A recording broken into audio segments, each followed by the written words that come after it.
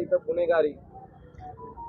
हो, गुन्हेगारीच्या बाबतीत एक सॉफ्ट भाग आहे आमचा, काही भाग त्या ठिकाणी थोडं ही पार्श्वभूमी आहे.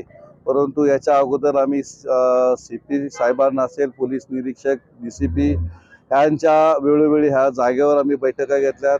लोकांना जनजागृती करून सावध राहण्याचं पण सूचना केलेल्या आहेत. आणि प्रसंगी आम्ही आता धानोरीमध्ये पोलीस चौकीची मी मागणी केली आहे. पोलीस चौकी स्थापन पण झाली, पण आता मला असं वाटतं आमचा संपूर्ण भाग हा संख्येने अधिक असल्यामुळे आम्हाला इथं पोलीस स्टेशन हवंय, यासाठीची मागणी आम्ही करणार आहोत. कारण आमचा हा एरिया लोहगावला कनेक्टेड आहे.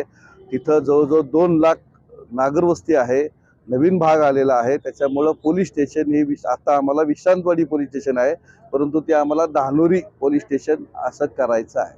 शेवटी जनतेला काय आव्हान करणार? जनतेला एवढंच आव्हान करणार आहे की ह्या प्रभागामध्ये संयमाने 10-15 वर्ष आम्ही काम करतोय. अतिशय बिना सोशल मीडिया असेल, बिना लोकांचा विचार न करता, विरोधकांचा विचार न करता नम्रपणे आम्ही या भागामध्ये खूप चांगलं काम करू शकलोय. आम्ही सगळं इंग्रजी माध्यम शाळा असेल, पाण्याच्या टाक्या असेल, 30 एकरचं वन उद्यान असेल, मेट्रोची मान्यता असेल, ह्या सगळ्या आणि बाबी अंतर्गत ज्या भौतिक सुविधा असेल या सगळ्या आम्ही करू शकलेलो आहे. माझ्याबरोबर पॅनलमध्ये लोहगावचे सरपंच संतोष तात्या खांदे यांच्या पत्नी अनुभवानी ते माझ्याबरोबर आहेत.